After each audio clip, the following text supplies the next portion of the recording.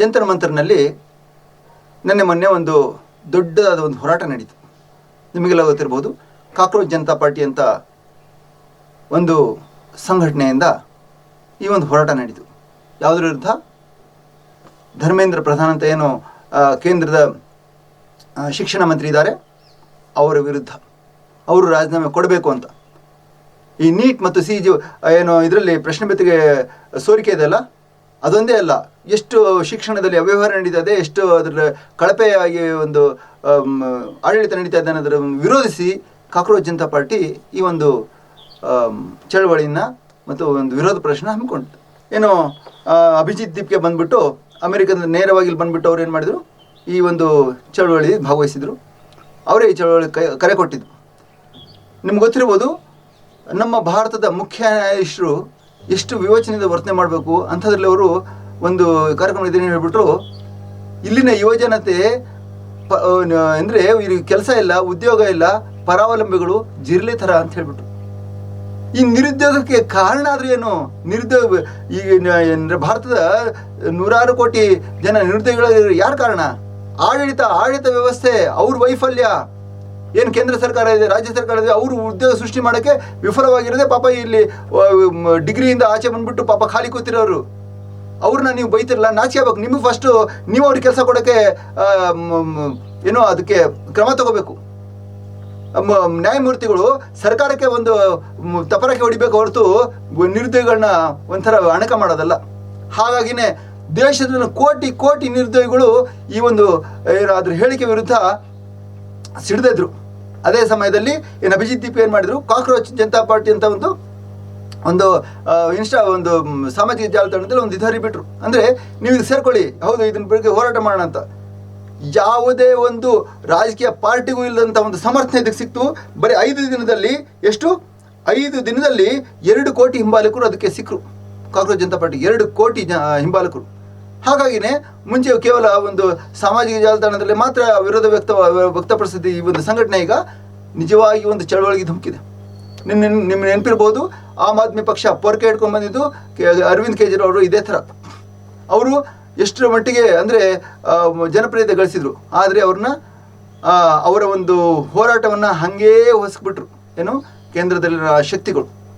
ಈಗ ಈ ಅಭಿಜಿತ್ ದೀಪ್ಗೆ ಇನ್ನೂ ಸ್ಟೂಡೆಂಟ್, ಇವರು ಏನು ಹೆಚ್ಚು ವಯಸ್ಸಾಗಿಲ್ಲ, ಪಾಪ ಓದಕ್ಕೆ ಹೋಗಿರೋದು ಅಮೆರಿಕಕ್ಕೆ. ಇವರೇನು ವಿದೇಶದಲ್ಲಿ ಇದ್ಕೊಂಡು ಕೆಲವರು ವಿದೇಶದಲ್ಲಿ ಇದ್ಕೊಂಡು ಇಲ್ಲಿ ಯುವಜನರಿಗೆ ಕೆಡಿಸ್ತಾ ಇದೆಯಾ, ತಲೆ ಕೆಡಿಸ್ತಾ ಇದೆ ಅಂತ ಅಲ್ಲ.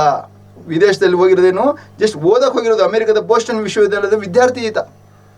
ಓದಕ್ಕೆ ಹೋಗೋದೇನು ದೊಡ್ಡ ಮಕ್ಕಳೆಲ್ಲ ಓದಕ್ಕೆ ಹೋಗಿದ್ದಾರೆ. ಎಷ್ಟೋ ಜನ ಅಲ್ಲಿ ಒಂದು ಶಿಕ್ಷಣ ಪಡ್ಕೊಂಬರಕಂತ ಹೋಗ್ತಾರೆ, ಅದೇನು ತಪ್ಪಲ್ಲ, ಹೋಗಿದ್ದಾರೆ. ಇವರಲ್ಲಿ ಹೋಗುವಾಗ ತಾಯಿ ಹತ್ತಿದ್ರಂತೆ, ಅಷ್ಟು ದೂರ ಹೋಗ್ತಿದ್ರಂತ. ಯಾವಾಗ ಅಲ್ಲಿಂದ ಮನೆ ಬರ್ತಾರೆ ಅಂದರೆ ತಾಯಿ ಖುಷಿ ಪಡ್ತಾರೆ. ಇವನು ಬರುವಾಗ ತಾಯಿ ಹತ್ತರಂತೆ, ಅದಕ್ಕಿಂತ ಜಾಸ್ತಿ ಏನಕ್ಕಂದ್ರೆ ಎಲ್ಲಿ ಅರೆಸ್ಟ್ ಮಾಡಿಬಿಡ್ತಾರೆ ನನ್ನ ಮಗನ್ನ ಅಂತ. ಯಾಕಂದರೆ ಈ ದೇಶದಲ್ಲಿ ಸತ್ಯ ಹೇಳೋದು ಅತ್ಯಂತ ದೊಡ್ಡ ಒಂದು ಗಂಭೀರ ಅಪರಾಧ. ಸತ್ಯ ಹೇಳಿದ್ರೆ ಸಾಕು ಅರೆಸ್ಟ್ ಮಾಡ್ತಾರೆ.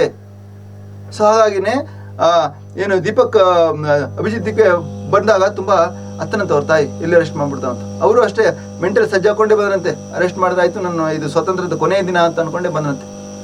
ಇಲ್ಲಿ ನಾನು ಅಭಿಜಿತ್ ದೀಪ್ಗೆ ಹಾಡು ಹೊಗಳಕ್ಕೆ ನಾನು ಈ ಪ್ರೋಗ್ರಾಮ್ ಮಾಡ್ತಾ ಇಲ್ಲ. ನಾನು ಈ ಪ್ರೋಗ್ರಾಮ್ ಮಾಡ್ತಾ ಇರೋದು ಎಷ್ಟರ ಮಟ್ಟಿಗೆ ದೇಶದ ಯುವಜನರಲ್ಲಿ ಒಂದು ಕೊತ ಕುದಿತಾ ಇದೆ ಒಳಗಡೆ ಅಸಮಾಧಾನ. ಅಂದರೆ ಅವರ ಒಂದು ಅಸಹಾಯಕತೆ, ಅವ್ರಿಗೆ ಯಾವುದೇ ಒಂದು ಅವ್ರನ್ನ ಯಾವ ಥರ ತುಳಿದು ಇಡ್ತಾ ಇದ್ದಾರೆ ಅಂತಂದರೆ, ಚೀನಾದಲ್ಲಿ ಜಿನ್ಪಿಂಗ್ ಮಾಡ್ತಿರೋದು ಅದೇ, ಉತ್ತರ ಕೊರಿಯಾದಲ್ಲಿ ಯಾರು ಸರ್ವಾಧಿಕಾರಿ ಕಿಮ್ ಜಾನ್ ಉನ್ ಅವ್ನು ಮಾಡ್ತಿರೋದು ಅದೇ, ರಷ್ಯಾದಲ್ಲಿ ಪುಟಿನ್ ಮಾಡ್ತಿರೋದು ಅದೇ ಥರ ಭಾರತದಲ್ಲಿನ ಒಂದು ನಾಯಕತ್ವನ ಅದೇ ಥರ ಯುವಜನರನ್ನ ಹೊಸಕಿ ಅವ್ರ ಮೇಲೆ ತಮ್ಮ ಒಂದು ಅಧಿಕಾರದ ದರ್ಪ ತೋರ್ಸಕ್ಕೆ ನೋಡ್ತಾ ಇದ್ದಾರೆ. ಮತ್ತು ಅದೇ ಒಂದು ನಿಟ್ಟಿನಲ್ಲೇ ಅವರು ಪ್ರತಿಯೊಂದು ಕೆಲಸನ ಮಾಡ್ತಾ ಇದ್ದಾರೆ. ಯಾವುದೇ ಒಂದು ಎಲ್ಲ ಸ್ವಾತಂತ್ರ್ಯ ಕಿತ್ಕೊಳ್ತಾ ಇದ್ದಾರೆ.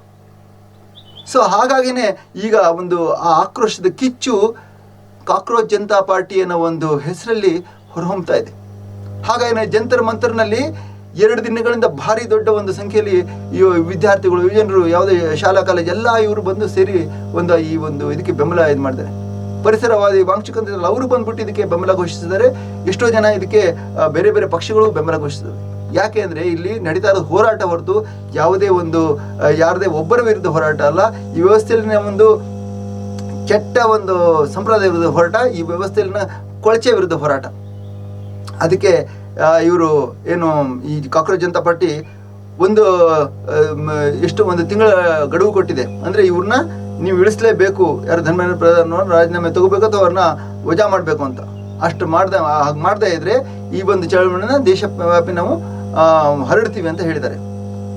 ಆದರೆ ಎಮ್ಮೆ ಚರ್ಮದ, ದಪ್ಪ ಚರ್ಮದ ಈ ಒಂದು ಕೇಂದ್ರ ಸರ್ಕಾರಕ್ಕೆ ಈ ಒಂದು ಜಿರಳೆಗಳ ಎಚ್ಚರಿಕೆ ಎಷ್ಟು ಮಟ್ಟಿಗೆ ಅವ್ರ ಮನಸ್ಸನ್ನು ಚುಚ್ಚುತ್ತೆ ಅಥವಾ ಅದರ ಬಗ್ಗೆ ಯೋಚನೆ ಮಾಡೋ ಥರ ಮಾಡುತ್ತೆ ಅನ್ನೋದನ್ನು ಕಾದು ನೋಡ್ಬೇಕಾಗುತ್ತೆ.